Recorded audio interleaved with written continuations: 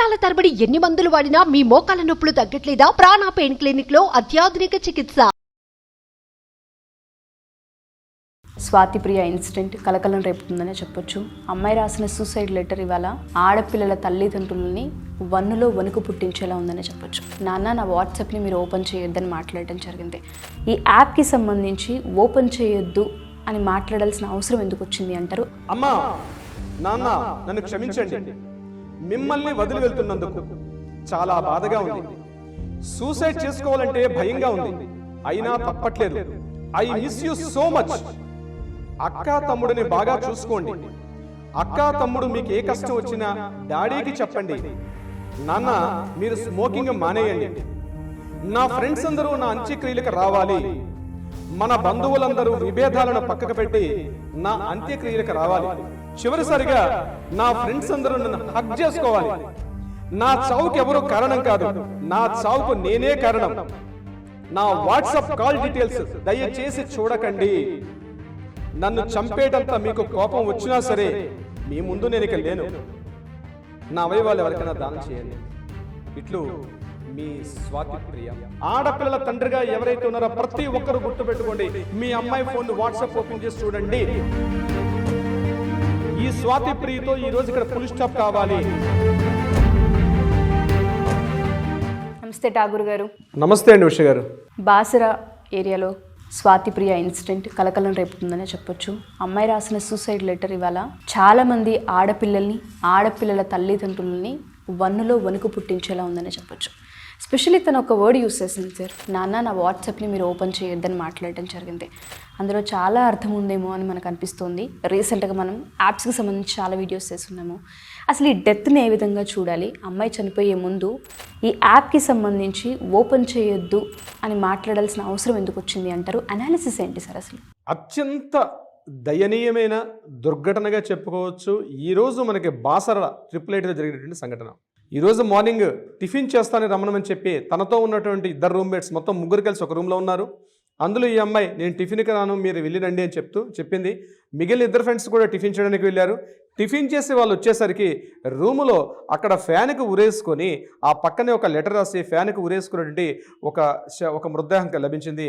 ఆమె స్వాతిప్రియగా పోలీసులు ఇప్పటివరకు నిర్ధారణ చేశారు. ద్వితీయ సంవత్సరం PUC. ఆమె పేరు స్వాతిప్రియగా 17 సంవత్సరాల అభంశుభం తెలియని అమ్మాయిగా మనకు కనిపిస్తుంది. ఆ అమ్మాయి రాసినటువంటి ఆ లెటర్ మనం చూస్తుంటే ఇది యాక్చువల్గా ఆమె రాసినటువంటి సూసైడ్ లెటర్ రాసేసి ఆమె హ్యాంగ్ చేసుకొని చనిపోయినట్టుగా కనిపిస్తుంది. కానీ మనం రెండు కోణాలుగా చూడొచ్చు. ఇదే బాసర 888లో ఇది ఈ సంవత్సరం జరిగినటువంటి 3వ ఒక ఆత్మహత్యగా చెప్పుకోవచ్చు. గడిచిన ఏడాది ఇదే సమయానికి 6 రకాల ఆత్మహత్యలు జరిగాయి, అబ్బాయిలు అమ్మాయిలు కలిసి. ఈ ఏడాది ఇప్పటికి 3వ జరిగింది. అంటే ఈ బాసర IT ఫామ్ అయిన తర్వాత ఇప్పటివరకు చాలామంది ఆత్మహత్యలు చేసుకున్నారు. నేను అటువంటి ఆ కోణంలోకి వెళ్ళదలుచుకోలేదు. ఏదైతే తను రాసినటువంటి సూసైడ్ లెటర్, ఏదైతే మన చేతికి అందినటువంటి సూసైడ్ లెటర్ పోలీసులు రిలీజ్ చేసినటువంటి ఆ సూసైడ్ లెటర్ ఈరోజు మన చేతిలో ఉంది. కాబట్టి నేను కాస్త విశ్లేషణ చేసే అవకాశం ఉంటుంది. ప్రతి ఒక్క తల్లిదండ్రులు కూడా, ఆడపిల్లలు కలిగిన ప్రతి ఒక్క తల్లిదండ్రులు కూడా ఈరోజు నేను చెప్పే విషయాన్ని ఒళ్ళు దగ్గర పెట్టుకొని వినండి. ప్రతి ఒక్కరు కూడా పూర్తిగా ఆలకించండి. మీ ఇంట్లో ఆడపిల్ల ఉన్నట్లయితే, ముఖ్యంగా టీనేజ్ వయసులో ఉన్న అమ్మాయి అయితే, ఆ అమ్మాయి మీ యొక్క అమ్మాయి హైదరాబాద్ లాంటి సిటీల్లో, నగరాల్లో ఉద్యోగాలు అని చెప్పి హాస్టల్లో ఉన్నటువంటి అమ్మాయి మీ ఇంట్లో ఉన్నట్లయితే, పెళ్లి కానటువంటి అమ్మాయి మీ ఇంట్లో ఉన్నట్లయితే, ముఖ్యంగా వాళ్ళందరూ కూడా ఉద్దేశించి నేను చెప్పబోయే మాటలు ఒక లీగల్ సైకో ఎనలిస్ట్గా నేను చెప్తున్నానండి. ఇది చేసినట్టు ఏదైతే తను రాసినటువంటి ఈ యొక్క మనకి ఈ సూసైడ్ లెటర్గా మనం చెప్తున్నామో, ఇది సూసైడ్ లెటర్ కాదండి. ప్రతి ఒక్క ఆడపిల్లల తండ్రికి కూడా కనువిప్పు కలిగించేటటువంటి ఒక లెటర్గా చెప్పుకోవచ్చు. ఇది యాక్చువల్గా ఉత్తరం కాదు, మన హృదయాన్ని ఇక్కడ ప్రతిబింబజేస్తుంది. ప్రతి తల్లిదండ్రులు కూడా ఒక ఆలోచింప చేసేటట్టుగా ఉంది ఈ యొక్క లెటర్. నేను దీన్ని కాస్త అనాలిసిస్ చేసే ప్రయత్నం చేస్తానండి. అత్యంత దారుణం. ఇటువంటి లెటర్ని యాజ్ ఏ లాయర్గా నేను ఈరోజు మీ ముందు ఇట్లా చేతులు కట్టుకొని మీ ముందు ఎక్స్ప్లెయిన్ చేయడం ఉంది. నేను చాలా బాధాకరంగా చెప్తున్నాను. నేను కూడా ఒక ఆడపిల్ల తండ్రిగా చెప్తున్నానండి ఉష గారు. ఈరోజు ప్రతి ఒక్క తల్లిదండ్రులకి బాధ్యత ఉంది. ఇందాక మీరు ఆఫ్ రికార్డులో మీరు చెప్పారు, ప్రతి ఒక్క తండ్రి కూడా తన అమ్మాయి యొక్క భుజం మీద చెయ్యి వేసి నేను ఉన్నాను, హగ్ అంటారు చూసారండి. ఆ హగ్ అనే పదాన్ని ఈ లెటర్లో కూడా వాడడం జరిగింది. ఈ హగ్ని ఏమని కోరుకుంటుంది? తన తండ్రి యొక్క ఆప్యాయత, తన తండ్రి యొక్క ప్రేమ, తన తండ్రి యొక్క స్పర్శను కోరుకుంటుంది ఆ అమ్మాయి. ఈరోజు ఎంతోమంది అమ్మాయిలు అది తెలియక వేరే అపరిచితుల వ్యక్తుల యొక్క హగ్గును కోరుకుంటున్నారు. నేను ఉన్నానన్న భరోసా ఎప్పుడైతే ఇంట్లో మనకి దొరకదో మూడో వ్యక్తి యొక్క హగ్గును కోరుకుంటుంది, మూడో వ్యక్తి యొక్క స్పర్శను కోరుకుంటుంది. అది స్పర్శ కాదు, అది కబంధ హస్తం అని తెలుసుకోలేకుండా ఈరోజు అమ్మాయిలు తమ జీవితాలను పూర్తిగా బుగ్గిపాలు చేసుకుంటారు, తమ జీవితాలను నాశనం చేసుకుంటారు. అటువంటి మీరు ఆపన్న హస్తం, నేను ఉన్నానని ఒక భరోసా ఒక ప్రతి తల్లి ప్రతి తండ్రి చేయాల్సినటువంటి ప్రతి అవసరం కూడా ఉంది. ఇటువంటివి ఇక్కడతో ఫుల్ స్టాప్ జరగాలి. ఇటువంటిది ఏ ఇంట్లో కూడా ఊహించుకోవడానికి కూడా కష్టం అండి. జరగడం మాట పక్కన పెట్టండి, ఇటువంటిది ఊహించుకోవడానికి కూడా అత్యంత కష్టమైనటువంటి ఒక లెటర్ ఈరోజు ఆమె రాసుకున్నటువంటి సూసైడ్ లెటర్. ఆ సూసైడ్ లెటర్ని నేను కొంత విశ్లేషించే ప్రయత్నం చేస్తాను. అమ్మా, నాన్న, నన్ను క్షమించండి. మిమ్మల్ని వదిలి వెళ్తున్నందుకు చాలా బాధగా ఉంది. సూసైడ్ చేసుకోవాలంటే భయంగా ఉంది, అయినా తప్పట్లేదు. I miss you so much. అక్క తమ్ముడిని బాగా చూసుకోండి.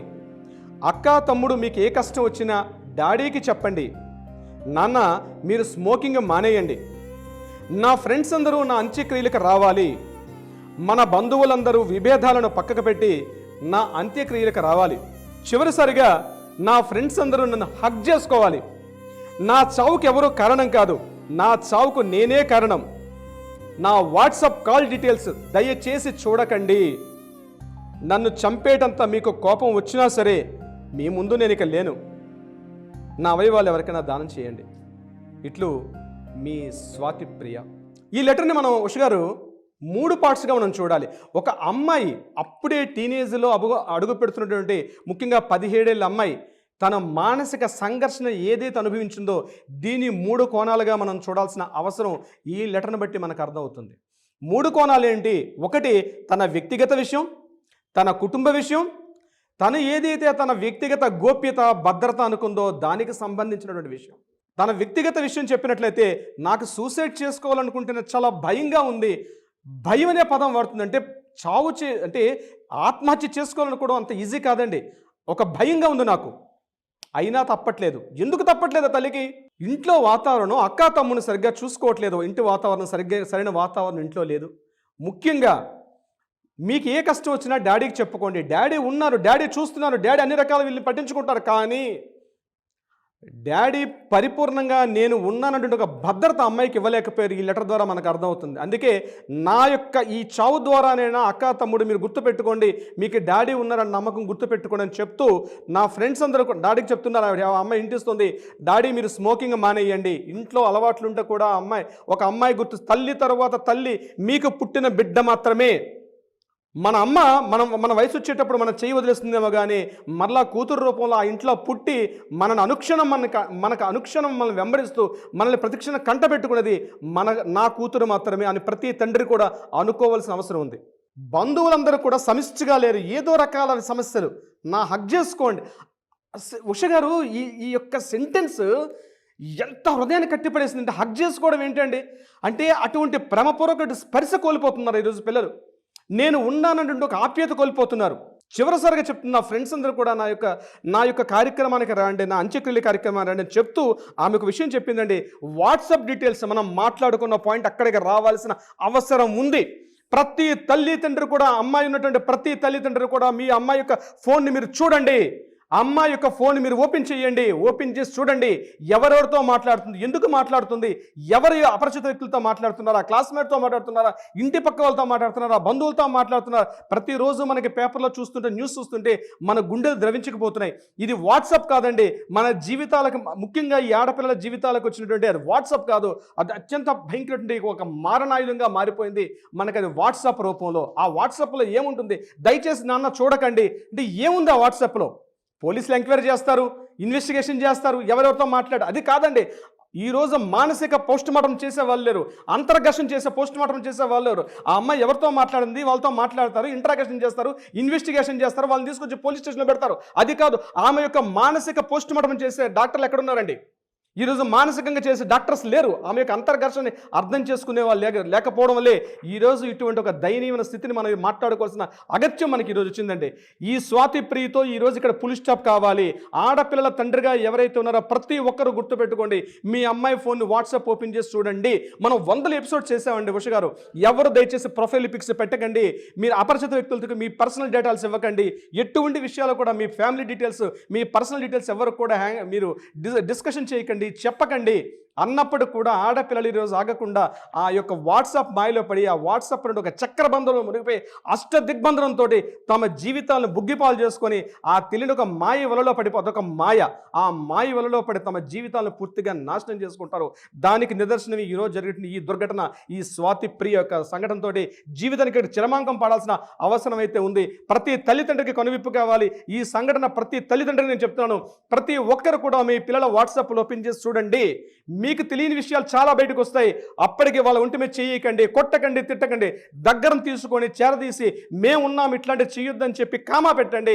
ఆ కామా పెట్టి దాన్ని అక్కడ ఫుల్ స్టాప్ పెట్టేసి కంప్లీట్గా మీరు యొక్క ఆమె జీవితం నుంచి ఆ వాట్సాప్ ఎవరైతే అపరిచిత వ్యక్తులతో మాట్లాడుతున్నారో దానికి చరమాంకం పాడండి. ఇటువంటి సంఘటనలు ఏ ఇంట్లో జరగకూడదని ఊహిద్దాం. ఇటువంటి మరలా పునరావృతం కాకూడదని ఊహిద్దాం ఉష గారు. సో ఎస్పెషల్లీ రవీంద్రనాథ్ గారు చెప్పినట్టుగా ప్రతి తల్లిదండ్రులు కూడా ఎస్పెషల్లీ ఆడపిల్లలు మొబైల్ వాడుతున్నారు అంటే ఏమేమి యాప్స్ యూస్ చేస్తున్నారు, ఏ కాంటాక్ట్స్ ఉంటూ ఉన్నాయి, వాళ్ళ స్టేటస్లు ఎందుకు పెడుతున్నారు, ఎలోన్గా ఉండే పెడుతూ ఉన్నారా, హ్యాపీనెస్వి ఉండే పెడుతూ ఉన్నారా, అసలు వాళ్ళు ఎక్కడికి వెళ్తున్నారు, వాళ్ళ క్యాంపస్ ఏంటి, క్యాంపస్లో ఫ్రెండ్స్ ఏంటి, హాస్టల్ సర్కిల్ ఏంటి, దయచేసి పిన్ టు పిన్ చెక్ చేయాల్సిన అవసరం ఇప్పుడున్న జనరేషన్కి అయితే చాలా ఎక్కువగా ఉంది. ఎందుకంటే ఏ విధంగానైనా సరే ప్రమాదం పొంచి ఉందని చెప్పడమే మా ఉద్దేశం. ఎందుకంటే వాట్సాప్కి సంబంధించి నేను రవీంద్రనాథ్ గారు కంటిన్యూగా వీడియోలు చేస్తూనే ఉన్నాము. దయచేసి ఇది ఒక సీరియస్ నోట్లా ముఖ్య గమనికలా తీసుకుంటారని ప్రతి పేరెంట్ భావిస్తూ ఉన్నాం. సో ఎక్కడున్నా స్వాతి ప్రియ ఆత్మకు శాంతి కలగాలనే కోరుకుందాం. ఇటువంటి ఇన్సిడెంట్ ఏ స్టూడెంట్కి, ఏ ఆడపిల్లకి రాకూడదనే కోరుకుందాం. స్వాతి ప్రియ పేరెంట్స్కి అయితే ఇది తీరని లోటు. ప్రతి పేరెంట్కి కూడా ఈ ఇన్సిడెంట్ ఒక గుణపాఠం అవుతుందని కోరుకుంటున్నాం. Thank you sir. ఎందుకంటే ఒక సూసైడ్ నోట్ని చూసి అందులో ప్రతి పాయింట్ని అనాలిసిస్ చేసి ఎస్పెషల్లీ ఏ కారణాల వల్ల చనిపోయి ఉండొచ్చు, వేరే పేరెంట్స్ ఎక్కడ జాగ్రత్త పడాలి అన్న పాయింట్ని ఒక 1/2 అవర్ మీరు ఆలోచించి దాని గురించి అనాలిసిస్ చేశారంటే చిన్న విషయం కాదు. ప్రతి పాయింట్ని క్షుణ్ణంగా చూసి, ఎందుకంటే కోర్టులో ఎన్నో కేసులు మీరు చూస్తుంటుంటారు, పదే పదే వాట్సాప్ గురించి మాట్లాడుతూ ఉంటే కొన్నిసార్లు అనుకునే వాళ్ళం మేము కూడా ఇంత ఉందా అని. బట్ ఇవాళ ఒక ఇన్సిడెంట్ చాలా క్లియర్గా అమ్మాయి రాసింది అంటే ఎంత ఇన్ఫ్లుయెన్స్ అయిపోతున్నారు, ఎక్కడ దాకా వెళ్ళిపోతున్నాయి జీవితాలని అర్థమవుతుంది. Thank you for the analysis sir. Thank you so much.